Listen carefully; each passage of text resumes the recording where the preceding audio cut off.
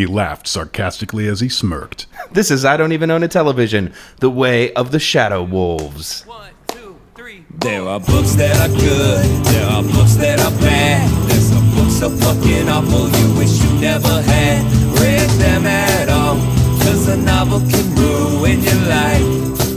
Hey buddy, I don't even own a television. Welcome to I Don't Even Own a Television. It's a podcast about bad books. I'm J.W. Friedman. And I'm Chris, definitely not a Shadow Wolf collision, and we are joined by ultra special guest making a reappearance after far too long, and he's actually right here in the room with us, which is actually mind-blowing. Hello? Hey, who's that at the door? Could it be a stealthy Shadow Wolf sneaking in? Wow. I was in the neighborhood and I was wondering if I could borrow a cup of podcasting. Hey, it's Jeb Lund, everyone. Yay! Oh, hello.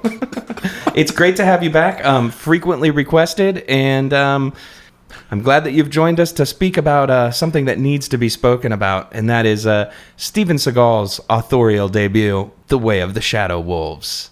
I disagree with every word you just said. Authorial? No, sir. Debut? Okay, maybe. But I have a feeling he ad-libbed like the bulk of his lines in his career based on the witty repartee in this. So I think he's been writing, or, writing-ish for a long, long time, Jay. Okay, all right. I admit fault here.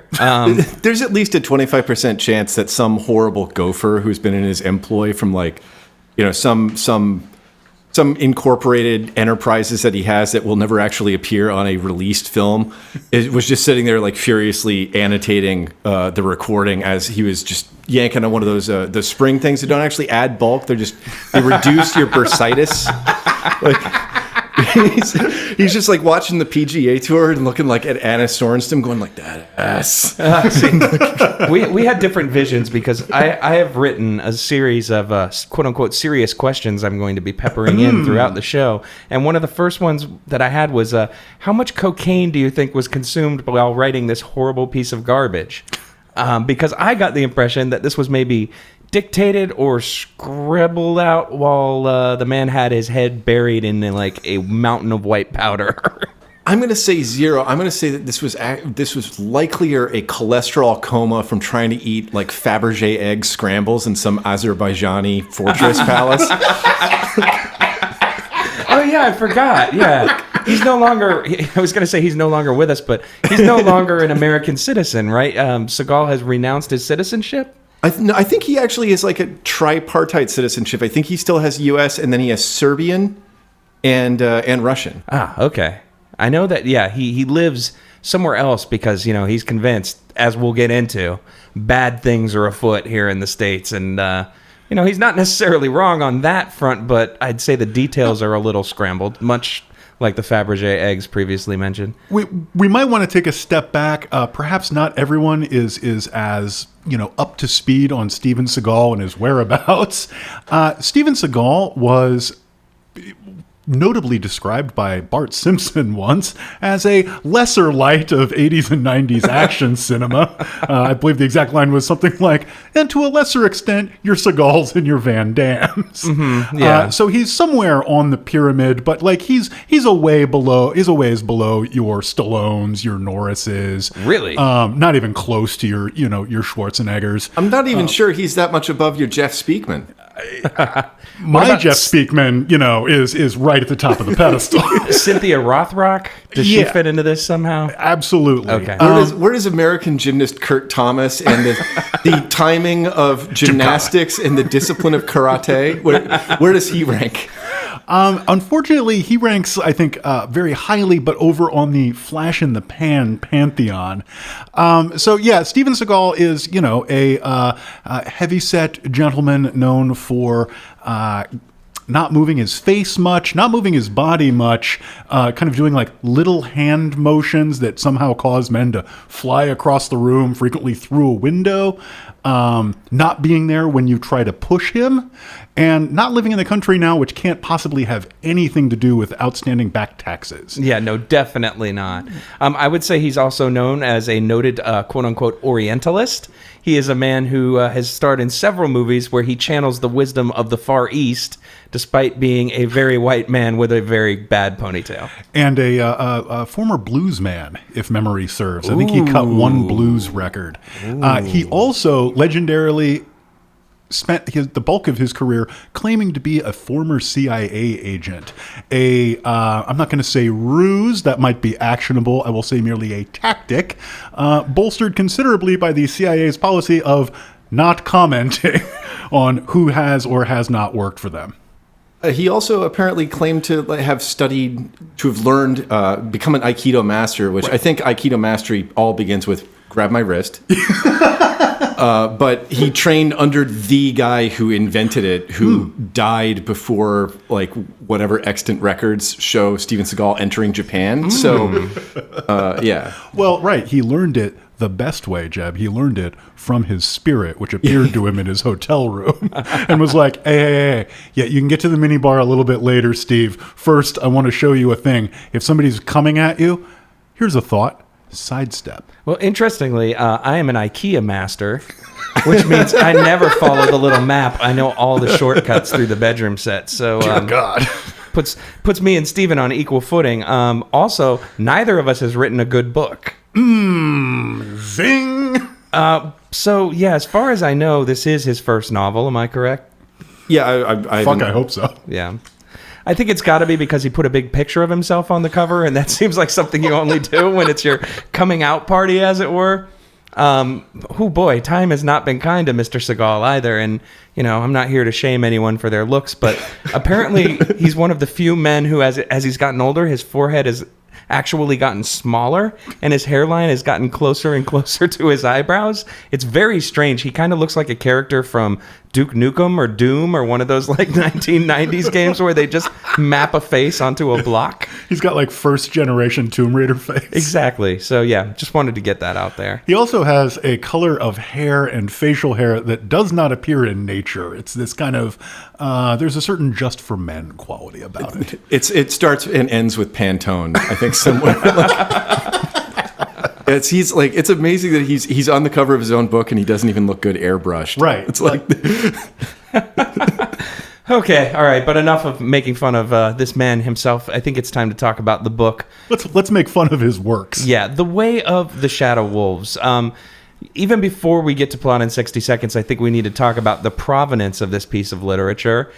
This is something that was repeatedly brought to our attention many times when it was published, and it was one of those books I kept saying, no, we're never going to do this, because I thought that this was going to be hateful and make me angry, and I was half right. I mean, while it is very hateful, it's also hilariously stupid. Yeah. Hands up, everybody who deeply resents the fact that Joe Arpaio, one of America's favorite criminals, wrote the introduction to this. And all the hands are up. But if you can get past that, and if you can't, I don't fucking blame you. There's much to laugh at here. To be fair, I got past it very easily because I skipped it. And went right into chapter 1. That's the more you know gif. Yeah. the slow tapping on the side of the head and the knowing nod. The worse these books get, the smarter it gets to skip as much of the front matter as fucking possible. But if you do so, you will miss the fact that this book has about a 3-paragraph dedication to things like Native Americans in general, which seems good. Tribal cops, whatever.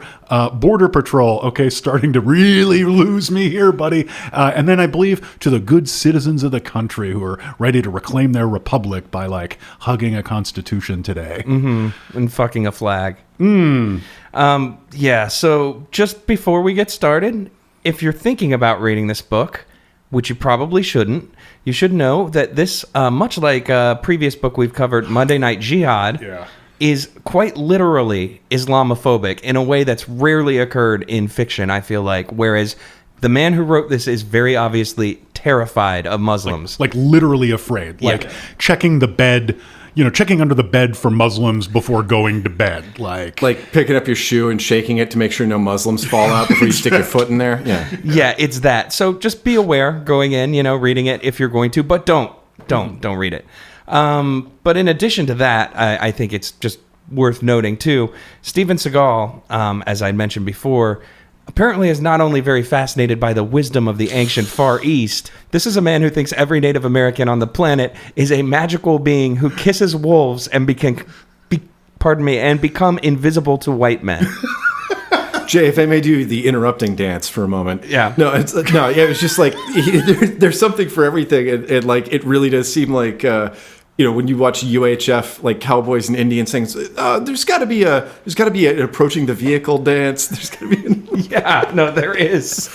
Oh my goodness, it's silly. Yeah, it's all the Zen bullshit appropriation of your Zen in the art of motorcycle maintenances, all of the fortune cookie wisdom of your the Kung Fu, the TV show, combined with some like really, really gross buckskin jacket on a white guy at the blues club, Native American appropriation. Does this book all mashed up into one like really fetid hacky sack? Well, and then also like using the Native Americanness as a cover for being like even more xenophobic and nativist. Because then it's like, listen, I may be a white guy in every other respect, but I was here first, buddy, so you owe me my hatred. By the way, that thing on my trailer hitch, that's not truck nuts, that's a dream catcher. And I sharpened it. Yeah. No, seriously, I was going to get into this, but it is. This book, I feel like the main reason the protagonist is a Native American is because it's like a plausible deniability smokescreen. We're like, well, I can't be being racist, right? This guy isn't even white. Yeah. But, oh boy. Listen, he buddy, fails. I am my own black friend. Yeah. Okay, well, first off, I think the idea that this book is weaponized truck nuts is something that we should definitely hold in our minds and return to often. And that's an image that will haunt me. Second, he's basically made the main character, Big John, a throwback to a character he played in, I think, On Deadly Ground, where he's an Indian, Native American, but they get to say Indian, so why can't we? Is basically something straight out of this book. Yeah, I was going to say that's from this book. Yeah. Who is not in touch with his heritage, but he's a fixer for an evil oil company with one of the great late Michael Caine evil performances running the company. And he, over the course of the film, gets in touch with his Native American heritage, which includes a lot of the superpowers that the main character exhibits in this book, kills everybody, including John C. McGinley, who you may remember as the only good reason to watch Scrubs, and several other movies, including Surviving the Game. And then delivers straight to the fucking camera about a 4-minute soliloquy about respecting our mother, the earth. So, like, this is well-trod territory for Mr. Segal. Okay. I'm going to disagree with you about Surviving the Game because that had Ice-T in it. It did, and that movie was great. Charles S. Dutton was great in it as well. I did not mean to say that was the only good reason to watch Surviving the Game. In fact, if I could get away with it, I would stop recording right now and ask you gentlemen into Jay's living room to watch Surviving the Game with me right now, this second. Well, instead of doing that, why don't we talk some more about this book? And we never do what I want to do. Sorry, we've got to do it. We've got to do a plot in 60 seconds. So here's a song. Nobody knows if you're finished or not. You've got 60 seconds to give them a plot. Plot in 60 seconds. All right, so plot in 60 seconds. We attempt to summarize the book in 60 seconds or less. This time around, those honors are going to go to our illustrious guest. So, Jeb, are you prepared? I am prepared. Okay, so here we go. Get ready and begin. Steven Segal writes and portrays John Godey, a Border Patrol agent who is also a shadow wolf, a special kind of Native American Border Patrol agent who can find tracks even on stones. He has a woman who loves him because he's her man, and he loves her because she's his woman. And together, he's had the deep state on his mind, and when he finds this tiny shred of evidence out in the desert, it confirms a theory he'd already elaborated in it, that there is an attack on the United States by the Mexican government and the CIA and the deep state to smuggle Arabs into the country to execute a system-wide like mass terror attack to crush the United States because Barack Obama is a secret Muslim. Anyway, they stop all this at a cave. Oh wow! Okay, yeah, you did it. Wow. That's it. This kind of leads me to another one of my serious questions that's pre-prepared.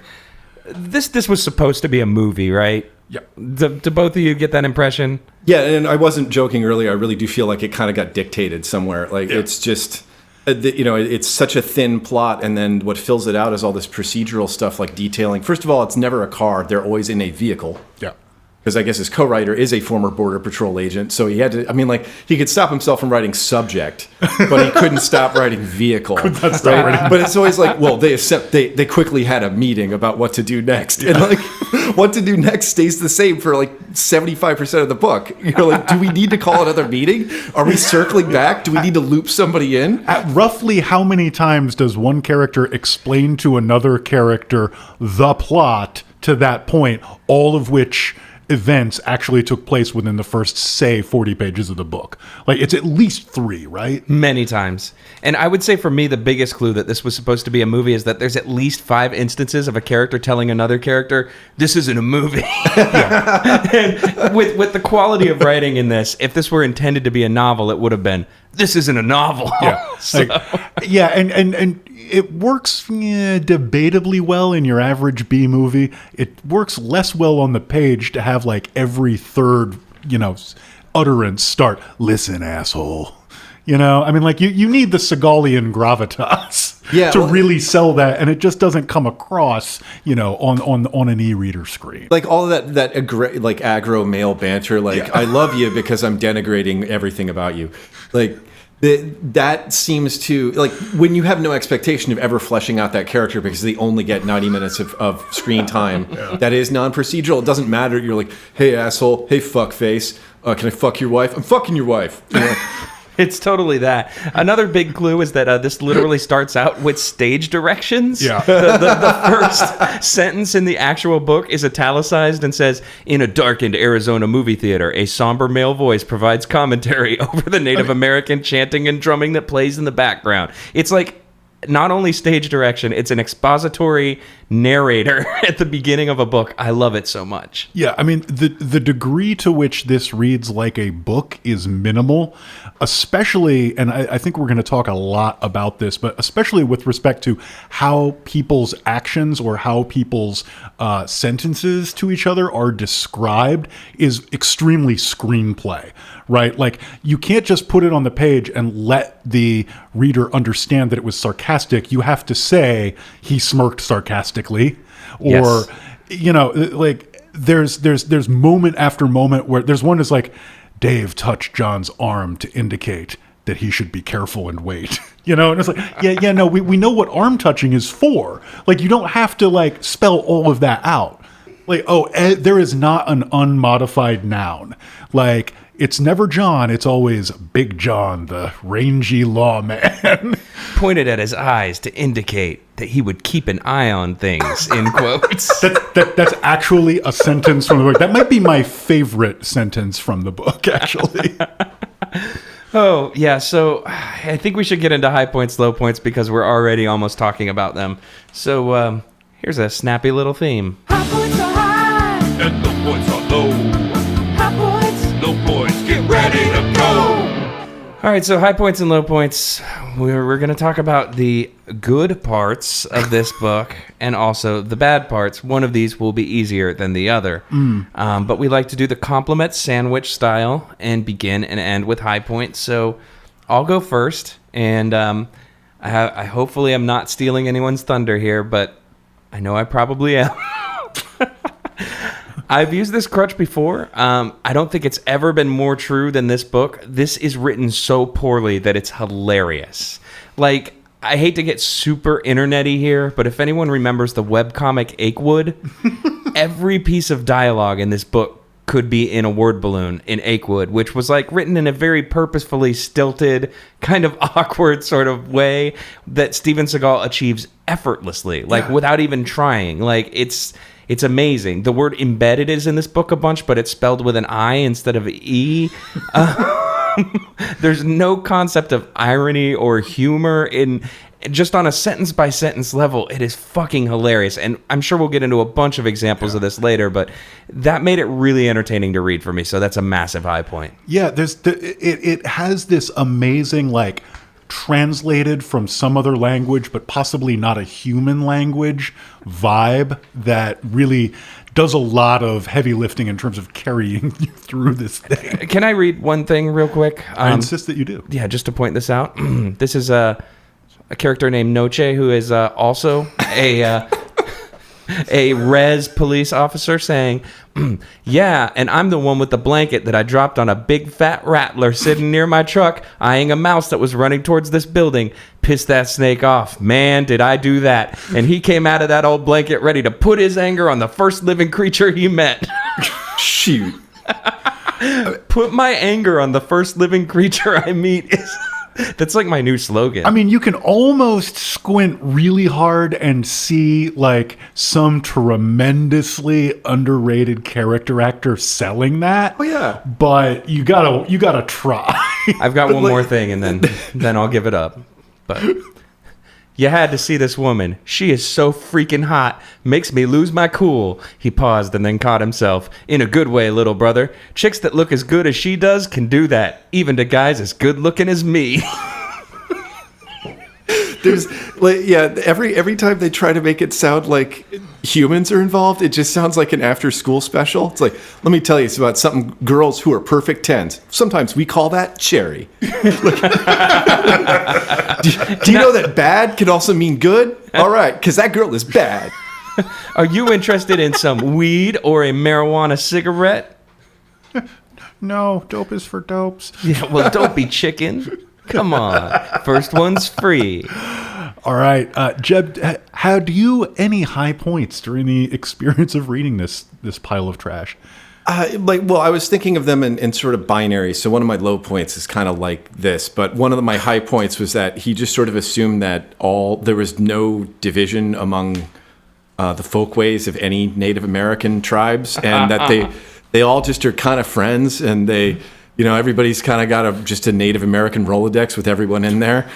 And I mean, like, that seemed to me like, that kind of tribal kinship seemed really heartwarming. I mean, it's a shame it's not real, but it was pleasant. And then when you add in, like Jay said, the fact that every single one of them is supernatural and like somehow Storm Shadow and a ghost.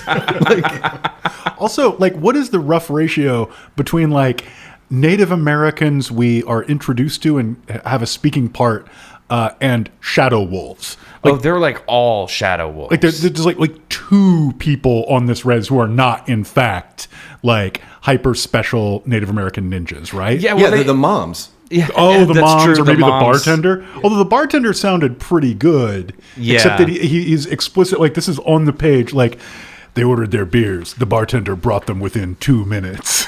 It's like, wow, that actually sounds kind of slow for what I assume is a sleepy dive bar. But that's how you know they're regulars. So like they flick the the two at him, and then he's like, "I'll get it there in 2 minutes. It'll be the one you like. One of the three we have." Noche held up 2 fingers for the bartender, who knew them both well enough to know their brand of beer, which he had sitting in front of them within the next 2 minutes. Yeah, thanks for the detail, fellas. We really appreciate all the attentiveness. Maybe it's worth noting that this is not a Steven Segal joint alone. He had a co-writer named Tom Morrissey. His co-writer is even less experienced in the world of writing novels as Segal is, though, as far as I can tell. He was, a Border Patrol agent, you said? I think so, yeah. I may be misremembering. I did not do nearly the amount of research. I didn't watch On Deadly Ground the way Chris did. I was just busy laughing too hard. That was straight off the dome from previous experiences. Yeah. I was far too busy photoshopping lines from this into Akewood cartoons.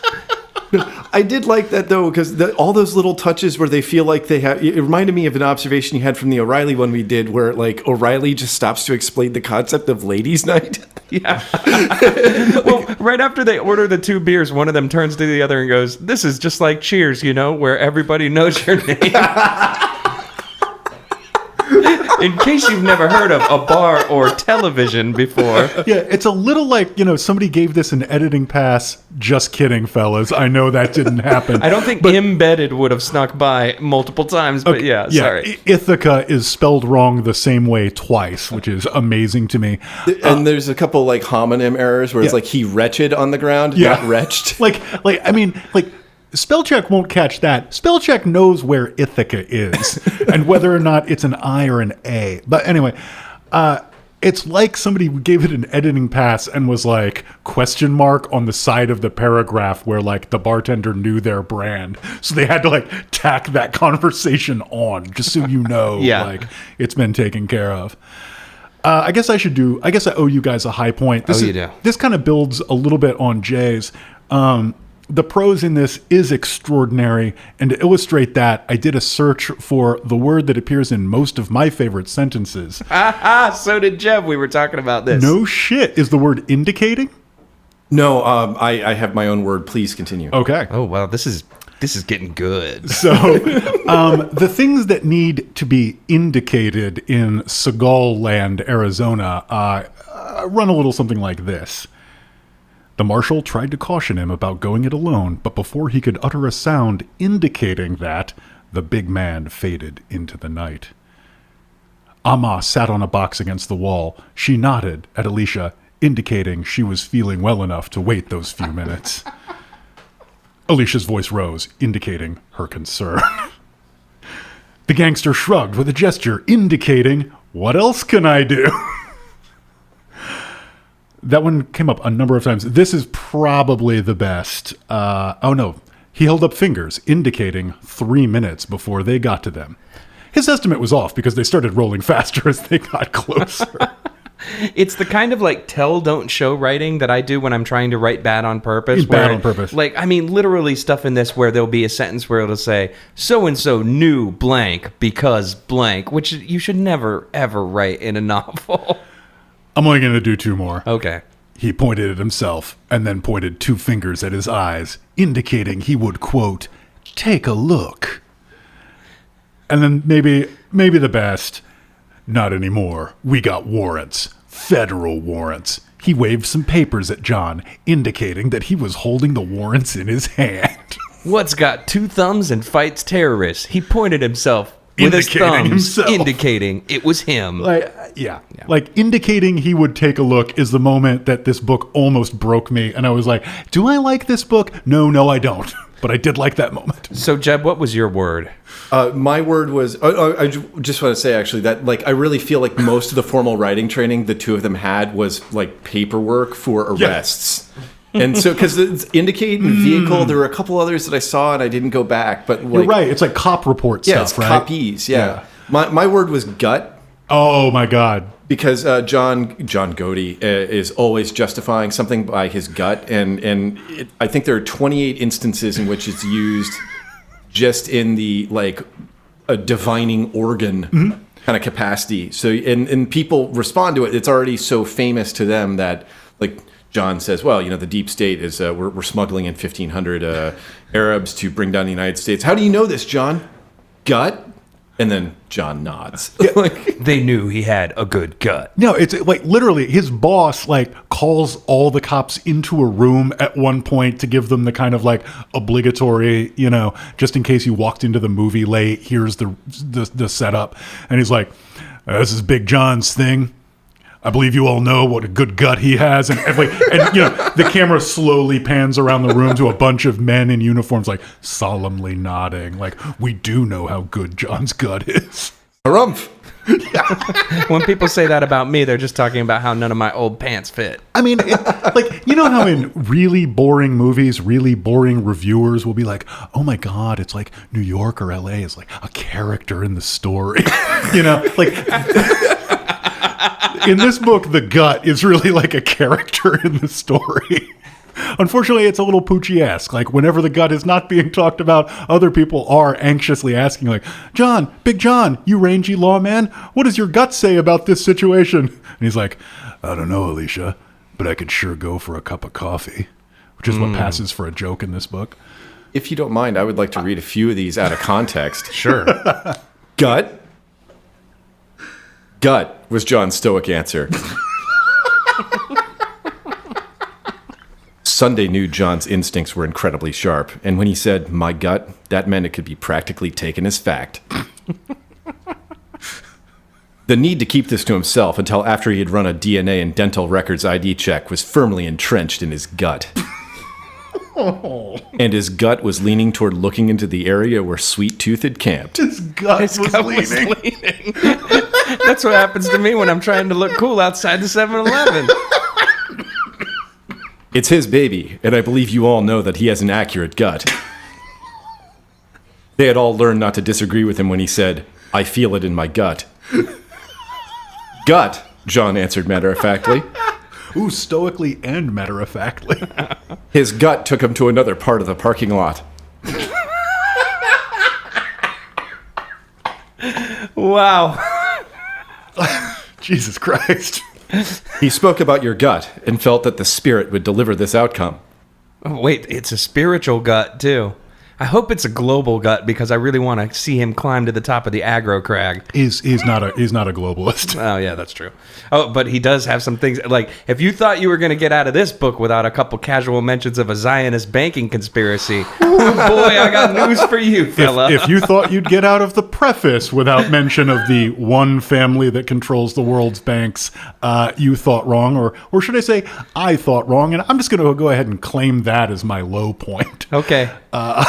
All right. Well, I guess I'll go next, and I feel like one of us has to go there and be the downer. So, yeah, this is horribly racist and literally Islamophobic, as mentioned earlier. There's also a lot of Obama was a secret jihadi Muslim stuff, which is, pretty offensive. And it's not hinting at that. It says it outright. I think it avoids using his name because that might be actionable. But No, it's in the book once. It's in the book once? Okay. And then at another point, someone else says, you know how to spell it, right? And he says, it starts with B.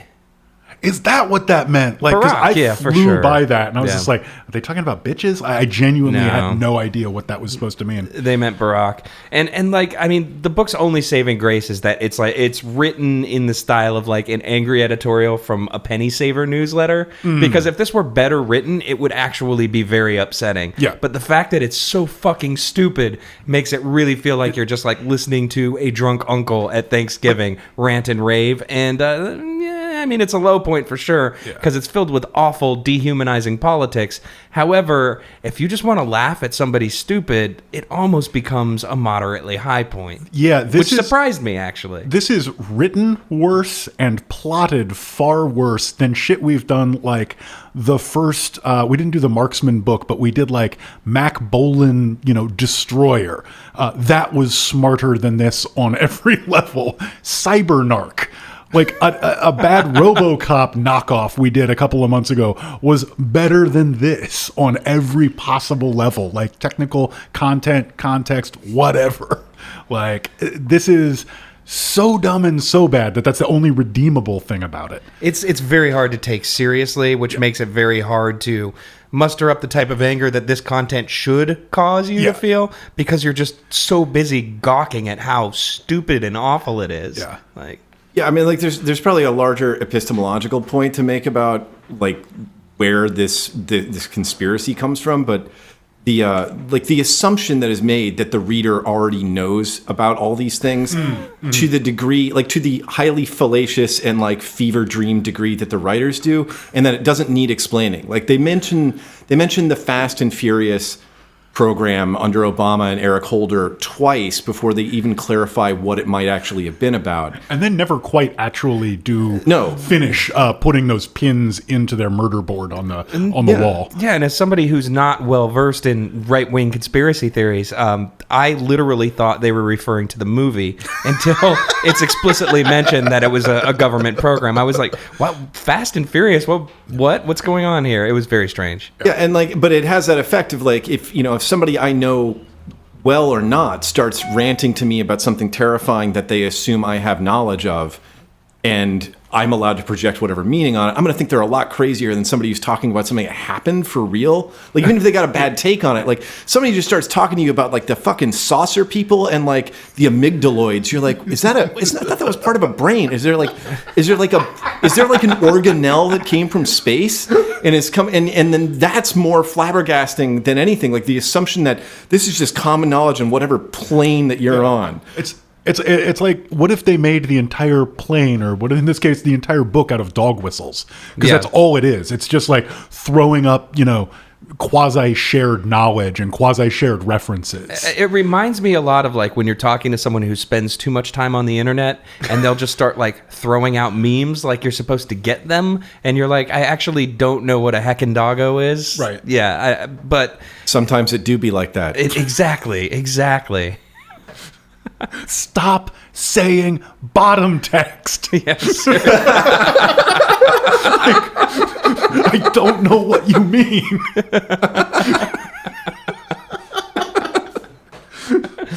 Dude, universe brain. Squad goals. All right, anyway. Okay, so I think that's a full round of low points. No, we didn't get to mine yet. Oh, sorry. Yeah, that's all right. See, you're looking at the commercial break. You're supposed to be looking at my low point, but you're looking at the commercial break walking by. Like that picture of a guy who's with his girlfriend. No. Okay, so I'm the burly mustached yeller. Ooh. And what I'm saying under me is you've got to drink more water. Okay, and then you're the slightly younger burly fella without the mustache, and you're throwing a chair, and you're saying, I'm doing the best I can. Can I be the butterfly that lands on your finger and ask Jeb, is this a low point? It is. Although it could double as a high point. I'm going to have to do like a little bit of a quote here to get it across, but the text says, there are around 50 members of the Muslim Brotherhood, Hezbollah, and possibly even ISIS that were brought in by POTUS, and they are all there for the long haul even after he is gone. That should tell you everything, but there's more. I know you picked up on it when he negotiated with the terrorists on the release of the soldier who deserted his unit in Afghanistan, wandered into their camp, and was captured by them. Yeah, of course I remember that. Didn't you also remember that the POTUS traded 4 high-ranking commanders of ISIS and the Taliban, who are back on the... And it just goes on, like... Yeah. This is, like, these people aren't friends. Like, so this is why I had the high point, low point kind of binary. It's like all Indian people are magic and they're all buddies.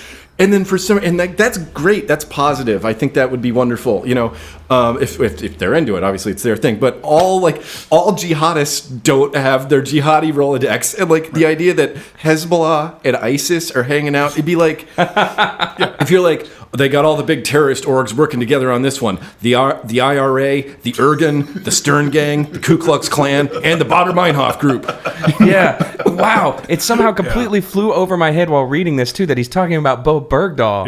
Yeah. Like, out of all the things to not explain, he just assumes that his crazy right-wing readers also listen to NPR Serial? Yeah. Exactly. It's a little strange. Big fans of season 2. They do Bo Bergdahl and Seth Rich, and like I think they also allude to Vince Foster in this. It's just like a whole welter of like assumed knowledge about the craziest shit anybody ever put down on paper. Yeah, there was a moment in there where, and forgive me, some of the nuances of the plot elude me, probably because I was too busy thinking about Steven Segal movies, but it's all these terrorist organizations being funded by the Saudi government in some kind of loose partnership with both the Mexican drug cartels and the Mexican government, but not all the Mexican government, right? Like there's just a lot of pieces on the old chessboard is what I'm saying. Yeah, you meet like there's a chapter where one Mexican intelligence officer just delivers a monologue saying like, hey, listen, we know about this thing that's going on, and then you never hear from him again. It's a chapter called The Mexican Government's Perspective, by the way. So like most of this was a screenplay, but it also was a paper at like an AEI conference or like something for Heritage Action. It's a PowerPoint presentation. Oh, okay. I guess I need to do a low point now. Second round of them. If you can. There's so many of them, but I just think like one of the things that was very... I guess, once again, this almost doubles as a high point. Almost every villain in this book is vanquished via snake. There are like 6 or 7 scenes in this where someone is either threatened with or killed by a poisonous snake. And I think Steven Seagal doesn't realize that there are snakes in the Middle East. Because like every single one of these jihadi terrorists that he threatens with a snake reacts like fucking Indiana Jones. Where it's like, actually, there's probably a lot more snakes out there than there are in Arizona. I'm just guessing. No, I'm not. I looked it up on the internet. There are tons and tons of poisonous snakes in the Middle East. Anyway, so, but yeah, the fact that Deus Ex Snakeina happens so many times in this book just gets a little wearying after a while. But the death scenes we should call out are magnificent. You get lifelike and appealing dialogue like the following after one of the terrorists has been bitten on the leg twice. Look at what you've done. I'm going to die. The pain is unbelievable. ... It's very bad. Do something. Like there is no He character yelled actor. painfully. Yeah, there is no character actor who's fucking saving that one. We should also note in terms of death scenes that his girlfriend, literally every time there's gunplay, she is described as headshotting exactly twice as many as him. Mm-hmm. Which I think is them sort of like trying to throw a bone to the Palin contingent, you know? Oh. Yeah, she headshots 4 guys while strafing. Yeah. Yeah. I do that in Call of Duty all the time, man. I was going to say a gunplay strategy coming squarely from Ubisoft. Yeah, definitely. Hold down R2. Yeah. And if shit gets really hairy, I can teach you how to dodge roll the Native American shadow wolf way. Tap B twice and press up. Yeah. So You son of a bitch! Our secret tribal knowledge. if you stick around long enough, I'll tell you how to do Sub-Zero's fatality. We're still on low points, right? Yeah. All right, Jeb. Some version of political correct or politically correct or political correctness gets used, I think, 4 times in this book, and everyone is exactly as wearying as you can imagine it would be. But my favorite one is when he's talking to, I believe, his friend Sunday, who is also a shadow wolf, who works in a casino. Which this book keeps trying to like subvert stereotypes, but then also just like leans on them and then tries to be like, well, that's what's so subversive about it. Yeah. But he says, there's something going down around you. My storytellers are saying that you're being targeted by some big honchos from back east, Sunday warned. Where back east? D.C., John Godet.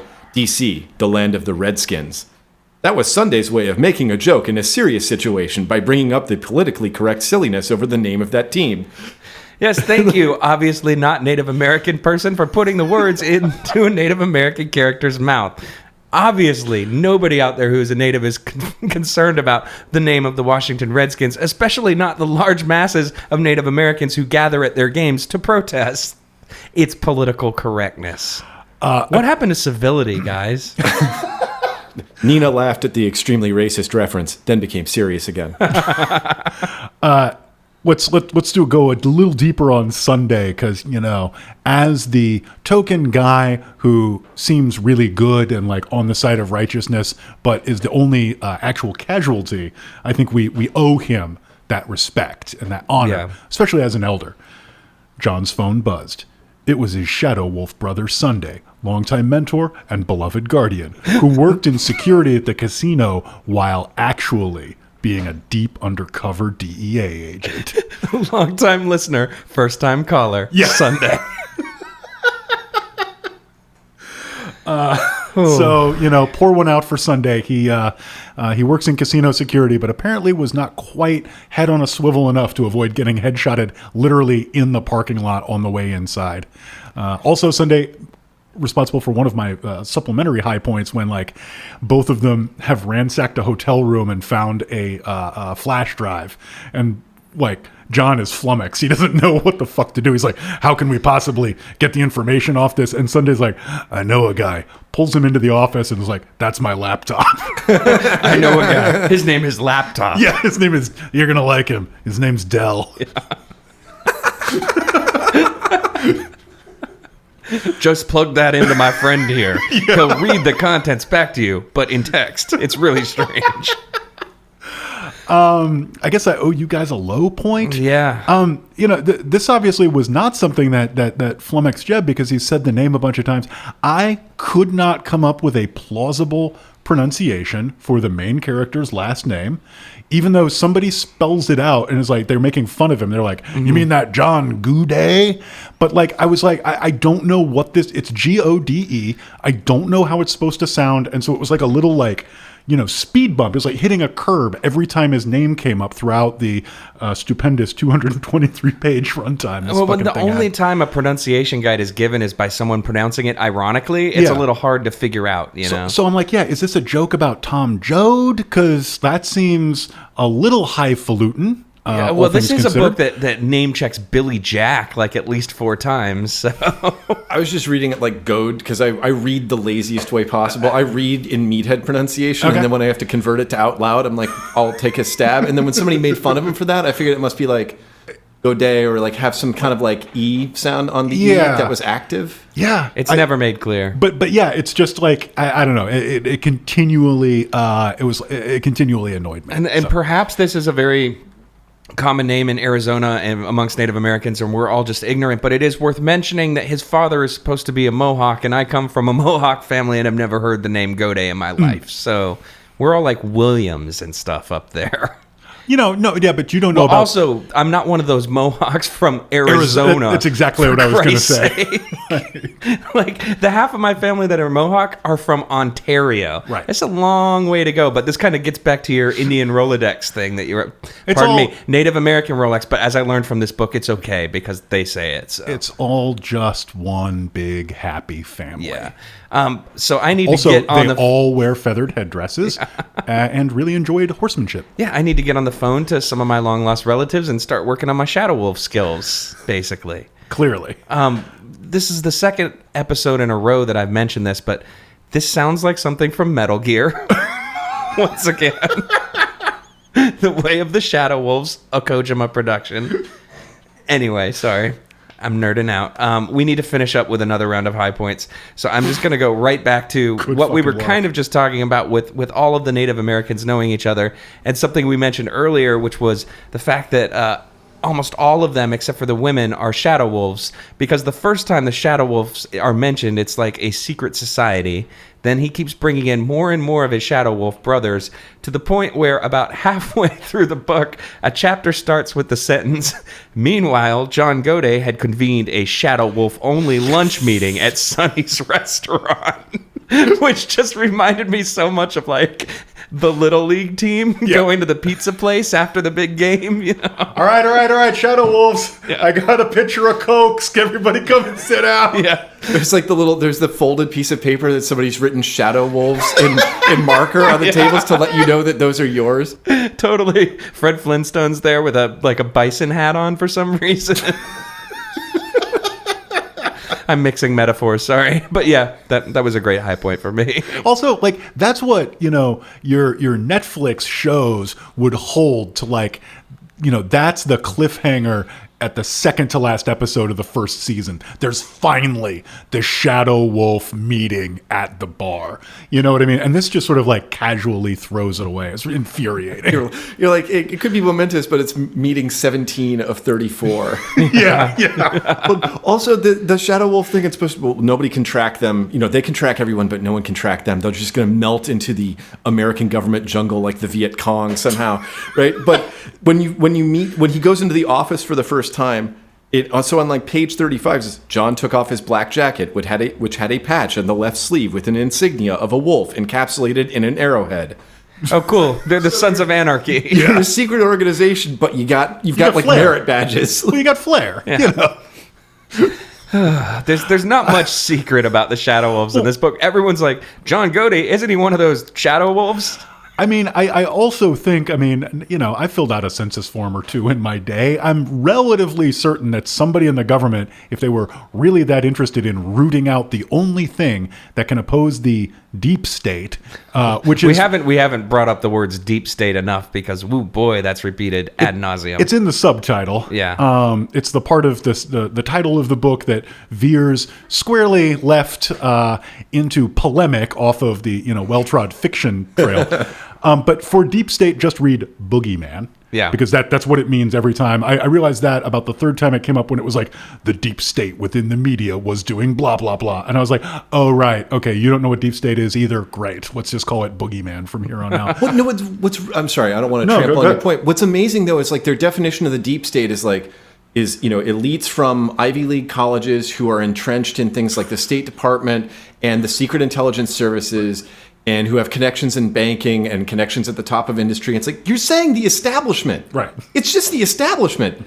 Like, but you would sound like a hippie and a putz among your people if you said that, because a bunch of like people in tie-dye have been saying this since 1964, right? Yeah. So you've got to just add like, well, okay, but they're not, it's not like a, you're thinking of like Mitt Romney's dad and Nelson Rockefeller. These guys killed Seth Rich, and they're also Islamic. I mean, that's the only difference. Yeah. There was a massive low point for me because like the preface is just a series of what ifs, right? Yeah. And it's like this pusillanimous garbage about like, hey, I'm just asking questions here. But the questions are like, what if one family owned all the world's banks?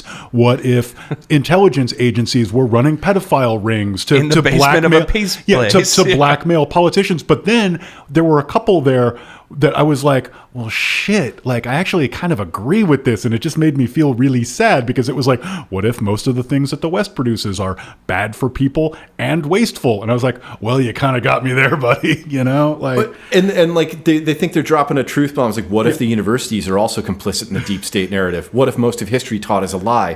What if few realize that the Pulitzer Prize was created to honor the man who invented yellow journalism? you know, did you know that the Nobel Prize was invented by the guy who invented dynamite? What does he know about peace? He's a killer. The guy from Good Times?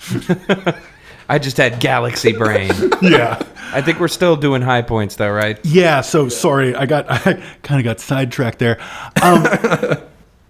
Like, Big John is such a ridiculous golden boy that, like, literally every time any other character does anything cool, like understand something or hit somebody, immediately thereafter you have to get this little point, like, appended to it where, like, Big John, the tall lawman, already understood this. And it was kind of the only thing that made me think that this did get an editing pass, because I just had this sense of, like, you know, Segal leaning back with whatever Native American Zen version of brandy is. I'm still like, convinced it was a tray with a pile of cocaine on it, but keep going. Right. But anyway, he's flipping through what got dropped off, and every time he sees somebody else get off any move, anything cool, he's like, nope. Makes me look bad. You got to protect me.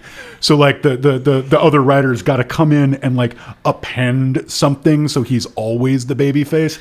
My favorite version of this is his girlfriend. She began to mentally prepare for what could turn out to be Armageddon. John was already prepared. It's like John's in the car, like, really? How long does it take you to get ready? Like, come on.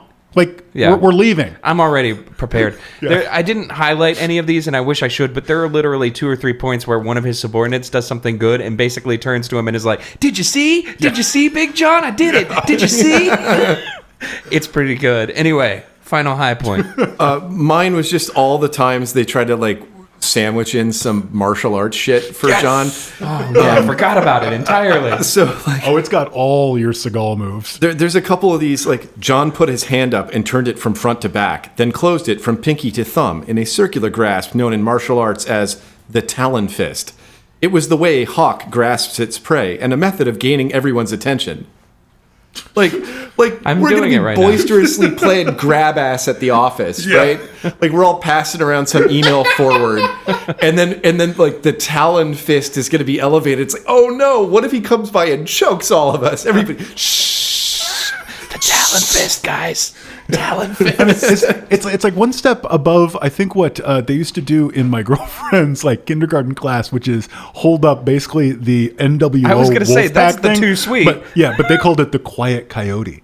Oh, well, And that so- fits real well with this book, Yeah, too. so when the teacher holds that up, that means all the students have to start being quiet. It doesn't mean Hulk Hogan wants you to kiss his hand with your hand? I don't Yeah, think all right. so, but it was a different time. Before we go to break, I do want to talk about one more martial arts thing that's described a lot in this book, and given two different names, actually, which is at one point described as Iron Face, but at another point is described as Tiger Face. And I know both of you had thoughts about this, so I wanted to open the floor to some Tiger Face discussion. Well, I believe that what the book was really trying to do was encapsulate all of Segal's well-known martial arts moves, including not being able to move the face very much. Look, I take it to be Iron Face. Tiger Face is like, putting the eye on somebody. So that's his like mildly indigestion look, I think. And then like everything else, yeah, you got me. I think it was you were worried about Obama being a liability issue. I think they just can't say blue steel. But I did want to read that quote because the first one I thought was like, it's so massively overinflates the gravity well at the heart of Steven Seagal. Yeah. He says, John left the room after giving Wilson a look he had learned from his Chinese internal martial arts teacher, something that was known as Iron Face. It was completely void of emotion, empty, an abyss that no one would ever want to fall into. Jesus. Ooh, that's dark. John went Tiger Face, a martial arts method of draining all expression from one's face. Like, okay, so it is just Iron Face, except a different time. It's also really spooky looking instead of just like... You're giving him a lot of credit. I think he just forgot what he called it the first time. Well, because then it goes yeah, back to it's- Tiger yeah. Face again. Yeah. Yeah, I think it was probably that, but I mean, it could conceivably be like Iron Face is what they serve in like Yum Brands owned places, and then Tiger Face is what you get. It's like a Carl's Jr. Hardee's kind of thing. Yeah, exactly. Sensei, can I learn Iron Face? Tiger Face, okay? Oh, sure, yeah. Yeah, that'd be great. Can I get it Shaolin animal style? All right, we should probably go to break. The master of Aikido, I let go, karate confrontation. Evidence, scientists and innovation. I locks on when I travels around planets. Smooth but got a rough edge like Willits or pianists. Display mucho attack, receive payments for the cadence. Ain't in this to get hit foul with flagrants. Free agents on the dotted line were hard to sign. Not easily impressed with gold mines and whole nines. I'm somewhere in between, never rushed in. Hey, welcome back to I Don't Even Own a Television. It's that time. It's time for some games, and we're gonna start out with. Oh man, I'm at a loss. Let's say The deepest state segment in podcasting history. I was gonna say the stealthiest segment in podcast history. Stealth that rivals a ninja. It's time for dramatic readings. Dramatic readings. We're gonna make it sound recorded. Dramatic readings. Yeah, I got some words for you. So, dramatic readings, we do what it says on the tin, and we read parts of this book dramatically. Jeb, you're our guest. We like to lead with the guest. Are you prepared to regale our listeners with some tales of the Shadow Wolves? Absolutely, Jay. All right, let's make it happen. General Clapp, called VD behind his back, was pensive. I'm too old for this shit, he thought. Jesus. Then he continued, let's go, people. I have 15 minutes to tell you what you need to be doing for the next week. POTUS has accelerated his timeline for Operation Paperclip 2. We have 1,000 jihadists coming in next month. They all need to be in position and ready to go for the second wave of violence across America that kicks off on 2 July. FBI, beginning immediately, you will prepare to receive 25 jihadists from a FEMA train. I'm going to turn this slowly into Alex Jones. FBI, beginning immediately, you will prepare to receive 25 jihadists from a FEMA train that will start in El Paso and run up through Oklahoma, Missouri, Indiana, Ohio, and into New York, ending in Ithaca, New York. Sick, by the way. Yeah.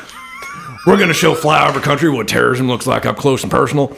NSA, I'm very pleased with your intercepts against Mexican intelligence, showing them tipping off our police chiefs. I already heard about this from the 34th, Setter and Key police leadership positions, but you identified the rest. CIA, you will immediately order every judge is at a 34th or under our blackmail and bribery protocols to start creating a world of pain for every police chief trying to do their job in defense of the Republic. This is our country to do with as we please, not theirs to defend. If you need to kill one as a lesson to the others, you go for it. Make it an obvious assassination. That kid who worked for the DNC, and don't tell me he didn't work. I'm sorry, I can't ad-lib, I shouldn't. That kid who worked for the DNC was not obvious enough. I want the next assassination to scream deep state hit. Let's ensure these people know that we own them and their lives. Whitewater Enterprises put a full company's worth of hit teams on all sides of the corridor. We have ordered all local LEAs away from the corridor. Anyone found in the corridor will be assassinated. Make it look like a cartel hit. Any questions? None? Good. Now get your asses out of my building. Wow, that is so amazing that I've taken my shirt off and I've turned bright red. Because I'm a human, I'm a patriot, and I'm coming. Wait, the capstone to that this passage, by the way, I should add, is all of chapter 12. Right. Called The Border Project. And the last line is, General Clapp did not understand the way of the ancient warrior. However, the Shadow Wolves did. Whoa. That has nothing to do with anything that came before. I just want to talk about Operation Paperclip 2. Made me think of Microsoft Clippy, like, so you want to engineer a deep state conspiracy? Have you considered making it look like a cartel hit? It looks like you're lumping together many different terrorist groups with different agendas. Would you like to understand historical motivations and current tactical positions? It's Clippy, but he's got his shirt off and he's sitting behind a desk with war paint on for some reason. It's just asking if you want to look something up, but it can't remember because it ate too much chili.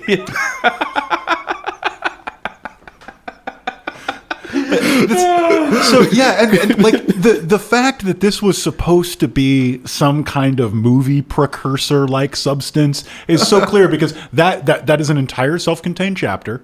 The general appears neither before nor after that chapter, and it's obviously just like a plum roll you throw to a guy where you're like, look, it's not a lot of money, but seriously, it's one day's work. You know what I mean? Yeah, like, we're shooting in Nevada. You can go to Vegas. Like, yeah, it's Powers Booth. May he rest in peace. Yeah. Yeah. Or you offer it to Robert Loggia, but if he turns it down, then you offer it to Alex Jones. There you go.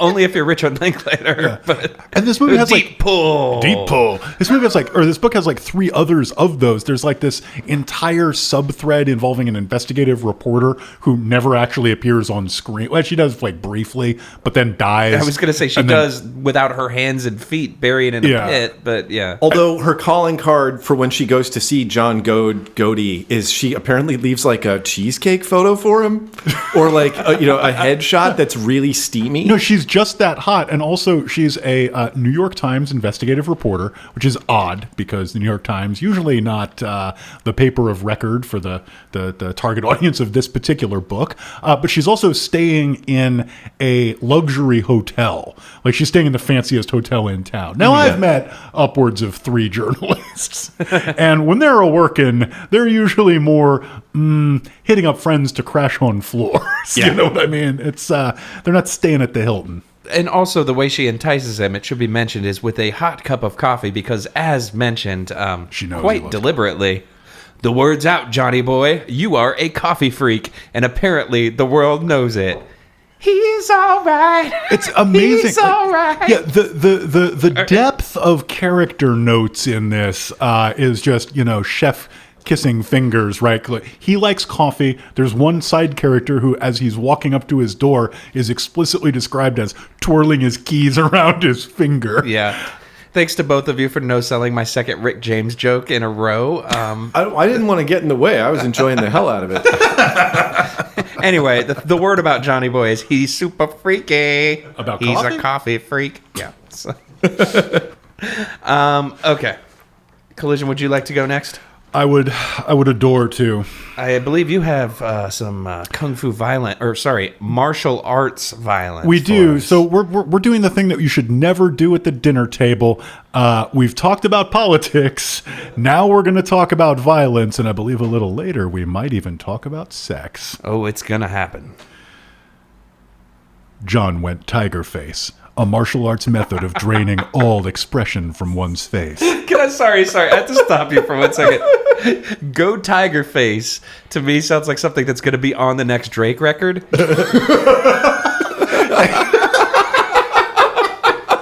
I mean, I thought wasn't Kanye the one with Tiger Energy? Yeah, so, maybe, but I was just, foes step to me, I go Tiger Face. Yeah. And honestly, wouldn't Tiger Face be slightly more impressive if it took all the expression off someone else's face? Ooh. Like, that would be fucking spooky. Yeah. Anywho. Sorry to interrupt. It's all right. It reminded me so much of, like, going ham, but going Tiger Face. It's okay, because it gave me the time I needed to prepare to channel my inner Segal and get ready for this line delivery. Well, make sure to lean into the mic, because, Segal. I'm going to take this foot here. He pointed at his left foot. And I'm going to place it right there, and there's nothing you can do to stop me. He pointed at Wilson's right temple. Then we can all watch you shit your pants for real. Take all this kung fu garbage and stick it up your ass, Geronimo. He pushed hard on John's chest and was astonished when he felt nothing there, as the big man had moved completely out of his way, like a cloud riding the evening wind. Losing his balance, the agent stumbled slightly, making him feel stupid and angry at the same time. A dangerous combination, because the next thing he did was come upward, throwing an uppercut at John, catching him with a glancing blow on his chin.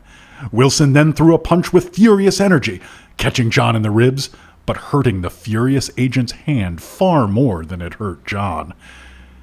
Wilson pulled an expandable baton from his pocket, whipped it open to its 16-inch length, and launched at John, viciously swinging it, aiming for his collarbone, and after he missed that, for the big man's shins. John evaded that strike easily. It was then that the cat-like, big man lit him up with an open-handed strike to the ribs that doubled him over, and then to the floor, where he spit up half his lunch. The other two CSS agents started for John, but Alicia hit one with a wrist strike, parentheses, monkey wrist, that snapped his head back. As he lost his balance, she swung her leg behind him and took him down, where he landed hard on the wooden floor. The third agent set up in a praying mantis kung fu fighting position and threw a double punch at John, just missing his face. John realized that this guy was a trained martial artist just by his movements. The agent threw a crescent kick that turned into a straight kick. Again, John wasn't where his assailant thought he would be, and it threw him completely off. Aikido! The big lawman hit him 3 times within a second, laying him out across the table. Damn. Yeah, it should be mentioned, this all happens in the middle of a diner during a Shadow Wolves meeting. So. Is that the diner or is that the Sonny's? It's Sonny's, which I assumed was a diner, but I guess it's a restaurant. Oh, well, yeah, since we're both Floridians, when you hear Sonny's, you think all-you-can-eat barbecue, yeah, right? Like, who's getting all-you-can-eat pork? Who's getting all-you-can-eat chicken? Or are you doing the mixture? Yeah. I subsisted on that place in college for far too long. Sonny's and CC's Pizza, so, yeah. Did you ever happen to see any kind of, like, rib cracking action like this while you were there? No, but I definitely saw some doubling over and vomiting. I did actually see a friend of mine stick a drumstick in his mouth and then pull it out, having stripped all the meat off, like Heathcliff style. Yeah, and it actually made the waitress was there watching it, and she went, and like that you've done something dark when you make the Sonny's waitress just kind of almost dry heave a little bit. For those of you who are not from area with Sonny's, imagine like a Denny's that only serves really subpar barbecue, but has one particular style of barbecue all you can eat every day of the week. And imagine the clientele that attracts. It's Red Lobster, but for pig. Yeah, exactly. And Shrimp Fest is just Rib Fest. That's basically it, yeah. So, yeah, I guess now that you mention it, in my mind now, I've been living in California long enough. When he said they went to Sonny's, I was just thinking it was some neighborhood diner, but I'm liking this a lot better. They went to the chain barbecue restaurant for their Shadow Wolves meeting. He's just getting knocked on a Formica surface and rolling over like the Texas toast. Yeah. These are civil servants. They're not high rollers. Like they're not going to turn up their nose at an all-you-can-eat buffet. Well, I'm assuming it's buffet. No, style. it's not. They bring it to your table, and if Oh. you're smart, you order extra Texas toast, and you can make a little sandwich out of that stuff. Ah. Yeah. All right. Anyway, sorry. On to some romance. Yeah, we've gotten down and dirty in the BBQ sauce, and now it's time to do it similarly, but this time sexy. Well, this is at an unnamed bar, right after the bartender has delivered the beer they like in less than 2 minutes. Our hero is accosted by a busty femme fatale, and it goes a little something like this. So, the name is Godey. That's it? She leaned forward, exposing her ample breast to John as her blouse fell away from her body far enough to bring them into his view. The big lawman remained expressionless as he stared back at her, forcing her to drop her eyes for a second. This gave John the opportunity to take control of the moment and direct the focus from him back onto her. Even though I'm enjoying the view, Sheila, I'm having trouble with why you're showing it to me, John said, almost in a whisper, which caused her to lean in even closer. Sheila didn't respond. She just stared at him intently. My name's John. So nice to meet you. He nodded with a smile as he responded with an air of confidence that seemed to stall her approach. What can I do for you? I'd like to buy you a drink. I want to see how long it takes for that drink to go from your lips to your brain. She chuckled suggestively. To my brain, not my stomach first, John asked lightly. To your blood, actually, she smiled. After it gets there, the rest is academic. Academic? Yes. Interesting. John was impressed by her choice of words. So, what'll you have? Too late, lovely lady. I already have this beer, and that's my limit when I'm driving.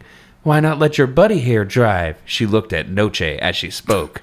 He doesn't like to drive at night, so I can't quite rely on that. John smiled and leaned back in his chair. I hate to turn down an offer like this from such a beauty, but I have to do that. Thanks for stopping by. Okay, I'll have to take that for a no. You know you might regret this, tall man. Regret? In what way? She shrugged and answered, nobody on their deathbed ever regrets what they did in life. They regret what they didn't do. And you, she said emphatically, will regret not doing me. She rose slowly with her eyes fixed on John, then turned and walked away, swaying her hips in a sexy manner as she went. That passage had everything. It had like bullshit business advice, like changing the focus from her back to him. Some Scientology kind of shit? Yeah, some like butthole surfer references that were unexpected but welcome, about regret. Yeah, that was great shit. And I think that's our first example, at least in a living memory, of just fact checking as a way to evade getting picked up in a bar. Like, actually, it would go through my stomach first. The rest is academic. How about you take me home? Actually, we have to take my friend home because he left his retainer at my house. Like, the banter in this and the banter he has with his coworkers are like what banter sounds like to people who've never had friends, like, or have never been hit on by anybody. Like, well, I'm gonna need a really clever out to get out of going home to have sex with somebody. Because otherwise, they'll just pretty much get in my car. That's how it works. Like, yeah, totally. I do want to point out, too, that she says he will regret not doing her. Right. And then the very next thing that happens is when he and Noche are going into the parking lot, they get shot at by a bunch of thugs that include this beautiful woman. So apparently she was implying that they were about to do it right there in the bar.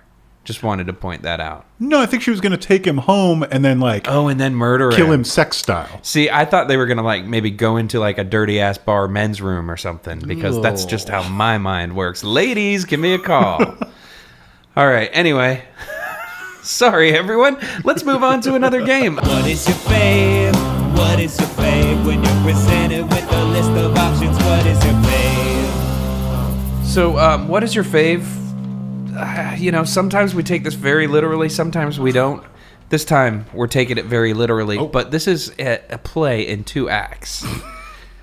And so this is a chapter-heavy book, as we've described, because it's essentially a screenplay. And there's a ton of chapters, but all these chapters have very descriptive titles. So I'm going to ask both of you your favorite chapter title, but there are 2 categories. So we're going to start with one and then move on to the other. So the first one here is, what is your favorite headline? Pardon me. The first one is, what is your favorite chapter title that could also be a headline on Infowars.com? Oh. And these are your options. Tribal Police, America's Front Line in the Desert. Deep State Sign in the Desert. Inside the Federal Building. The Feds and the Cartel. What's the difference? The Cartel and the Jihadists. Jihad in the Desert. Deep State Jihadist Army revealed. Dead reporter talks. Deep State Jihadist attack. Cartel joins the Jihad. U.S. Marshals versus the Deep State. And epilogue, our president under siege. Oh, Under Siege. Canny nod. Oh, I didn't get that. To Peak Segal. I guess I'll go first. To me, the what was it Cartel and the Government? What's the difference? Yeah, that really speaks to me. Yeah. Jeb, you got a preference? I think mine is Deep State Jihadist Army Revealed. Yeah, that's a good one. That had the most like kind of anime episode. You know, it's like like you get the little like the intro guy at the beginning of every episode of G Gundam who's like, "Hello, everybody! It's the match you've been waiting for," and then it'll have like the title at the end. So I really liked that one. And then the 3-minute long theme song that every anime has for some reason. Yeah, I hate that. I love it. Okay, so and then this is part 2. Okay. These are other chapters from the book. What is your favorite chapter title that could also be the name of a really bad hair metal record from 1992? Is it Hot Girls, Bad Boys? Men in Black on a Desert Road? Death Sign? Exit Strategy? Girls Night Out? The Drive? Grandfather's Ghost? Shadow Wolves Fight for America's Future? Or Ghost Warriors? Okay, I had Ghost Warriors, and that record was not that good. Was that Shotgun Messiah? And it was a Warrior Soul, even worse. It was the Bullet Boys. Ooh, smooth up in ya. Yeah, the worst title for anything. For the longest time, I thought that song was called Smooth Opinion, which is way less embarrassing. But anyway, yeah. You got to pick one, man. Yeah. I'm calling dibs right now on Hot Girls, Bad Boys, though. So I mean, like Jeb's hand went up instantly. Yeah. Jeb, what's up? Hot Girl, Bad Boys just seems to me to be like if there was a female Bret Michaels fronting like a nameless kind of Robert Palmer boys band, like Lita Ford. Yeah. So yeah, I would definitely go. What is it? Men in Black on a Desert Road. Yeah, that's like a Cinderella album. Exactly, but I would want it to be like one of those like self-owned mismatches where like the front cover is actually just like a close-up, like embossed metallic rendering of the band's shit-ass logo, and the back is them all in black on a desert road, and you're like, why didn't you just flip-flop it? What the fuck? Oh, yeah. You know what I mean? That's a good point. Or the front is just the photo from the front, and the back is the same photograph, but from the back. And you can see one of them's got a guitar strapped to their back, Desperado style. Speaking of which, how many times reading this book did you guys hear some shitty slide guitar in your head? Many. Yeah, me too. And for much of the dialogue, it had that like kind of too much pause effect that a buddy of mine, like if you'd ever pause, he would just sort of go, dun-dun-dun-dun-dun. Yeah. Which was like one of the more like emasculating things to like be told that you were basically singing a bad blues song in that minute. Like, you're like so yeah, I was on my way to work today, and you kind of like collect your thoughts, and he's like, dun dun dun dun dun. Anyway, guess he had to be there. No, man, I believe you get your ass kicked for something like that, man. Yeah. I might dump an angry rattler that's ready to put all of the hurt on the next human being it sees. Exactly. Jeb does not have a case of the Mondays. No. All right, let's do one more game and then let's go to break. This one is short and it is easy. It's called Most Famous Fan. The rich and the famous, but they read books too. They're rich and the famous, but they're only a little better than you. All right, so Most Famous Fan, we try to figure out who the most famous person who did not write this book is that enjoyed it.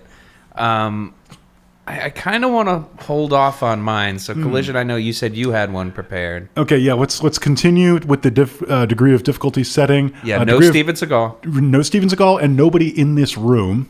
Okay. So this has to be the kind of person who's just got like a level of paranoia that can only come from like cocaine enthusiasm of like a 4-decade level, right? Somebody who's like just the corners of their eyes are just filled with snake-like enemies at all fucking times, right? And it has to be somebody that we've already touched on, for whom the gang and the government, what's the difference? Yeah. Shrug. It's the one and only Perry Farrell. Oh, that's a good one. I thought you were going to go with Johnny Depp. Yeah, no, I'm still a little bit bummed out about the lobotomy that Johnny Depp seems to have given himself. Yeah, he's a horrible person. Based on his recent top of the charts appearance in Rolling Stone. Yeah, oh man, that was a depressing article. Anyway. Fuck Jeb. this flotsam, Johnny Depp is. I wasn't thinking. I just immediately started thinking politics, and I think maybe you could have a contender for Don Jr. Because he's just really into mainstreaming that stuff. Yeah, somebody could have read this to him. He also lately I've been following his Instagram and he looks dark. He looks real dark. Things have not been going well for Junior.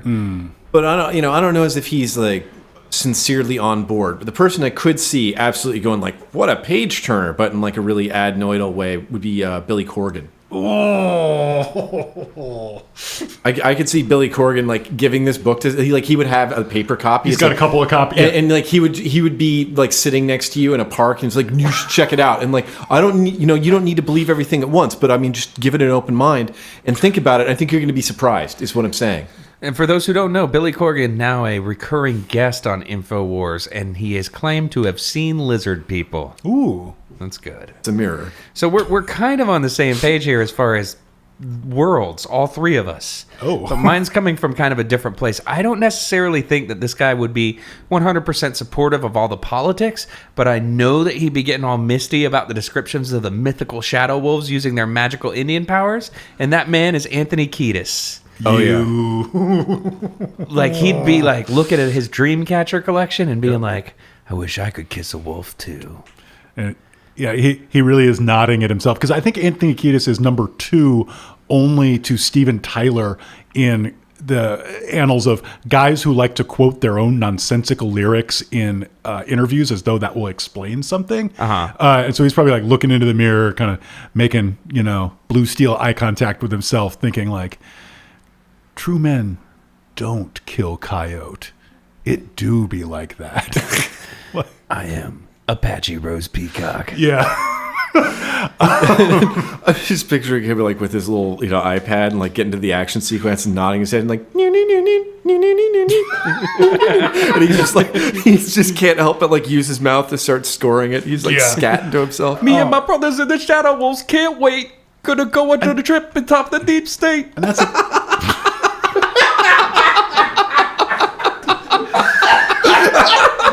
Jihadis are invading, better warn ya. I'm from Los Angeles. It's in California. All right. Can't stop. Got to close the border. Got to ignore that unconstitutional executive order.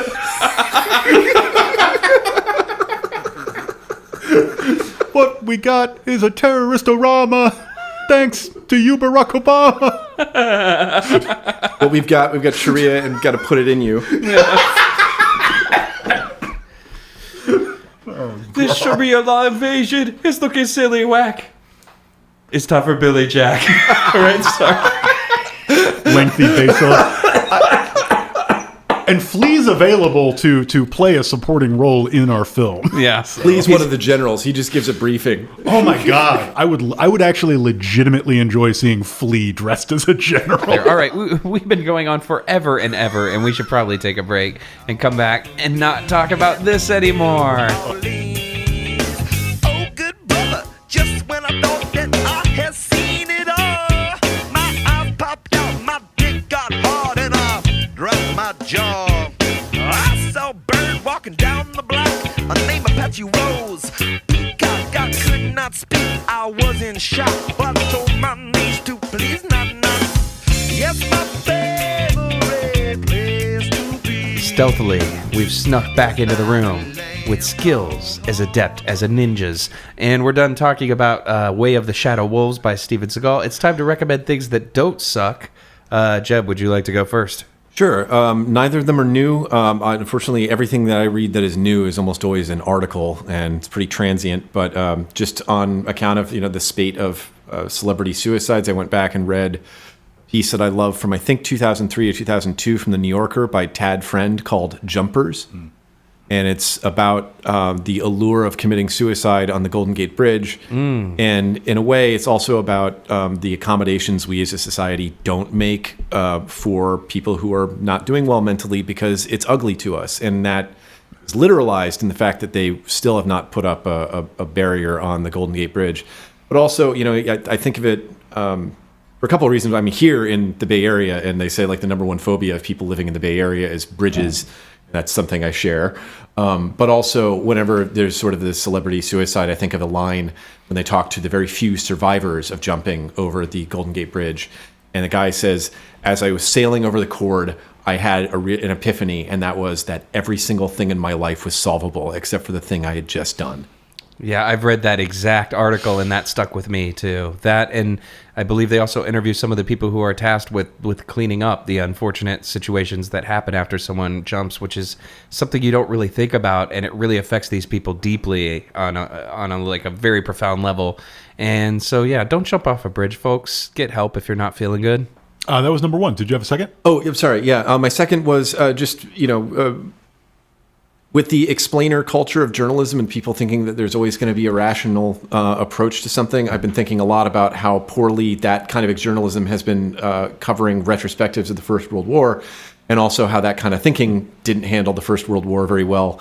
There's a really interesting cultural history of kind of the ferment of chaos prior to the war and immediately afterward by a guy named Modris Ecksteins, called The Rites of Spring. If you're not that interested in Stravinsky and The Rite of Spring, the first section can be a bit to get through, but it's lively and fascinating. And if you're kind of thinking that we've reached a point as a culture where our belief in infinite reason and rationality has started to fail us, it's an interesting kind of examination of the first time that happened in an international rationalist order.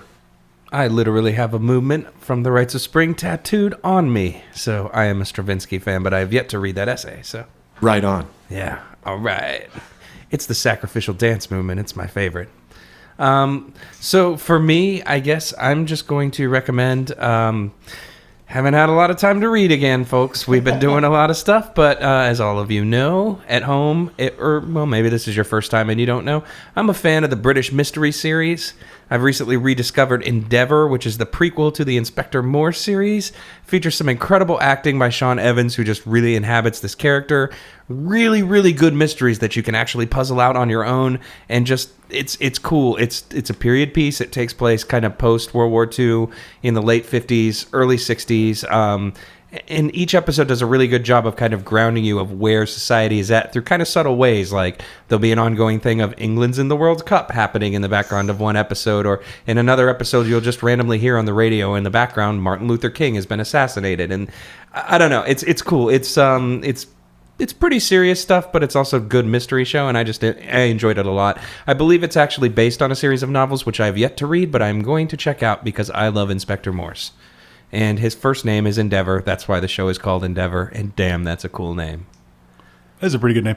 There's a side note of in the Diane Duane spin-off novels about Romulans set in the Star Trek universe, the Romulans really do not like the naming conventions that humans apply to their ships. They're like stuff like Endeavor and Enterprise in particular really bothers them. And I always really liked that as like a throwaway like world building note. In the world of Inspector Morse, it's because his dad was a Quaker who also loved boats. So there you go. Yeah. Side note, if you're also interested in a little bit more accessible approach to what was going on pre-World War I recently discovered that Thomas Pynchon prefigured what is in parts my favorite novel of his, and maybe my favorite novel, full stop, and in parts one of my least favorite novels of all time, Against the Day. He prefigured that very early in a story called Under the Rose, which is all about sort of like pre-millennial, but a different one, fuckery and great game stuff going on in Europe. So might be a little easier going. But that's not my recommendation. My recommendation is also very on brand. Yep, that's right. It's some articles on the New York Review of Books. So, books, are they good? Jury's out. Jury is out, you know? I just like the idea of reviewing books as a singular entity. That would be phenomenal. I mean, I think on balance, honestly, I might lean no thank you. Yeah. Judging by the stuff on this show, at least, I think we have a skewed perspective. That's true. But what I want to talk about in particular is a woman named Judith Shulevitz has been writing a series. It is 2 entries long so far, which is right up my alley. The series is called Forgotten Feminisms, and I'll link to these in the show notes. The first one was about a actually forgotten feminist who sort of comes like right between Shelley and John Stuart Mill, and apparently influenced John Stuart Mill quite a bit, and has been totally forgotten. That was interesting. The second article was about the welfare rights movement of the 60s, which is a piece of history I could not have known less about, but which prefigures an awful lot of very interesting and very important political shit that's happening right now, this second. So I recommend it. So once again, you could check out either of the 2 very serious, important things mentioned by the other guys, or you could go watch the stupid TV show I like. Thanks. Or if you really like John Thaw's Inspector Morse, he got famous in England in the late 70s with a series called The Sweeney, which is based on the Flying Squad. And it's just a bunch of people chain smoking and punching each other in the face and going, right, you nicked.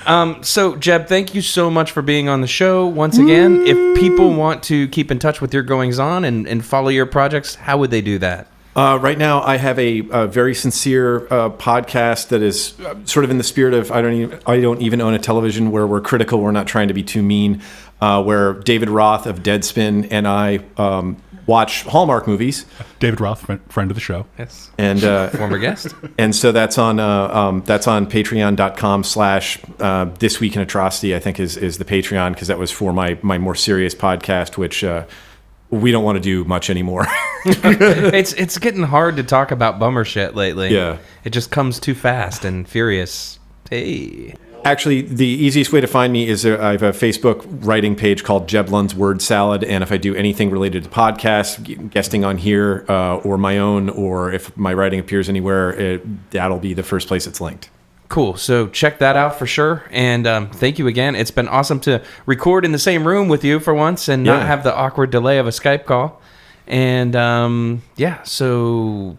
And I just want to say, word salad. Tasty. All right. So, we're not even going to play the letter. Just kidding. Here's the letter song. Oh! A, letter B, letter C, letter D, letter E, letter F, letter G, letter... Got a lot of letters. So the reason we weren't going to play the letter song is because this time around we're announcing the winners of our Shaq's About to Eat €5 contest. What? If you follow us on Patreon, whether or not you give us money there, which, by the way, there is one right answer, you will have heard all of the entries in this contest where we presented a short story writing prompt to our listeners, and they responded in droves. And that prompt was Shaq's about to eat €5. That's droves plural. Yes. And basically the only rules were it had to start with Shaq's about to eat €5, that phrase, and be 500 words or less. And we were trying to come to a general consensus, but we couldn't. So we have each picked our own winner. The voting was furious. There were allegations of fraud. There was actual fraud on my part that I don't think Jay knows about because he was too busy dealing with me accusing him of fraud. And it was just all kind of unnecessary, come to think of it, because it's really only 2 guys voting. But the fix was in. Either way, I figured I needed to go rogue. And... Now, the prize we were offering is middling internet fame, which meant that we were going to read your name and plug whatever you wanted us to plug on the show. However, the entry I picked for a winner didn't include anything to plug. So if you are Dave, fake last name, and you've written this incredible piece about Shaq eating €5, please get in touch with the show and let us know what you want us to plug of yours, and we'll do it the next time around. But here it is, in all the glory it deserves, fully produced. Shaq's about to eat €5. Shaq's about to eat €5, paid in euros, mucho dinero, no cost solo. The meat is low and slow, enough to eat heartily and grow. €5, sliced from spinach bit with gusto. It dropped to be collected, pan thick below. Just top, bowl, it's served to go. Top, bowl, it's served to go. Shaq cannot stay to eat, regardless how fine the meat. He probably can't fit in that weird diner seat. €5 to go, some treat. €5 to go, some treat. €5, a product of 100 years. Oh, washed down with 5 beers. No, but just imagine those massive hands handling 5 pop-top cans stored by hands like packaged hams. Spread at the end of a ponderous wingspan. Which dominated was those parquet courts. Which hiked up once those synthetic shorts. To accompany the most improbable body in sports. Hands cast down with 5 folded wraps. Pillowed pita, shade meat scraps, raised to mouth, which once spit raps, rhymes of substantial weight, perhaps, from this man of lumber and gait, perhaps, no beatnik generation finger snaps, just a beat that drops an exclamation of this slaps. Editors note, cause really dude, this slaps. Imagine the slap of a hand like that, knuckles wrapped by a hand like that, knuckles wrapped round a sandwich that, or imagine rather the spit was pork and glistening fat, 5 times wrapped. It is bread flat, pork, chicken, or lamb, no Kobe beef this time, in fact. Just my oil wrap backs back to back to back, sealed against leakage in a brown paper sack, neatly stacked and ready to go. The lunch order of an American hero, a pairing of rivals Scorsese and De Niro. Shaq's about to eat €5. God damn, son. What is the status of the hot fire, Jay? It has been spit. That's fact. That's a fact. So collision, since we split decision It's rhymes true. with collision. I'm still on that tip. Oh shit! Again and again and again. Yeah, listeners to the Patreon will know how blown away I was by this, and I remain blown away by this. This is from Case, fake last name. Shaq's about to eat €5. I sit on the edge of the first, surprised that I'm the only one out here. I thought there would be others. Revelers, New Age types, death cultists, the kind of people you'd expect to meet the end of the world head on. Instead, it's just me, and the quiet pita dust of this brief new continent. The clock on my phone says it's 7:02 a.m. At 7:04, I'm the first human being to pass under the invincible pearl wall of Shaq's incisors. I stare ahead into what was the sky, now the inevitable wet maroon of the NBA icon's soft palette. Behind me, America dog paddles through a tzatziki baptism towards its ultimate destiny.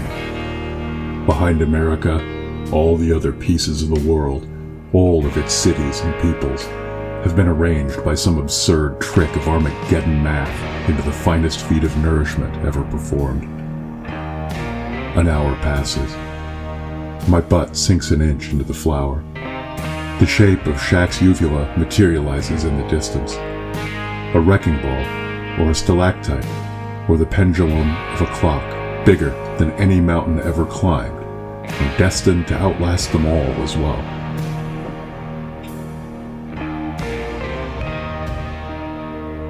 Another hour passes. I send a text message to a girl I've been in love with for a while, and somehow still can't bring myself to tell her how I feel. Before I get too lost in my depression, I hear the roar of an engine in the distance. I look around, eager for some company, but the sound of the engine dies before anyone comes into view. I lay back and doze off. The sound of chrome slamming into flatbread is what wakes me. I shoot up, shaking crumbs from my hair. I'm no longer alone. A motorcycle lies broken just feet away. Next to it is one of the largest human beings I've ever seen. He's a pale, monstrous man, at least 7 feet tall. He's mostly naked, aside from shreds of fresh reptile skin and a pair of athletic trunks. He wears a dead snake he has fashioned into a tie. "Oh, it's too late," he says, dropping to his knees. "Hey," I say. "Hey," he says. It's the sound of a gargoyle pouting. His voice is very deep. I don't think he wants to talk to me. Too bad for him. "You here for the end of the world, man?" I ask, scooping stale pita into my mouth. The giant shakes his head. "No. I was trying to get the coward to sign a contract." He gestures to the sky with a hand the size of a frying pan.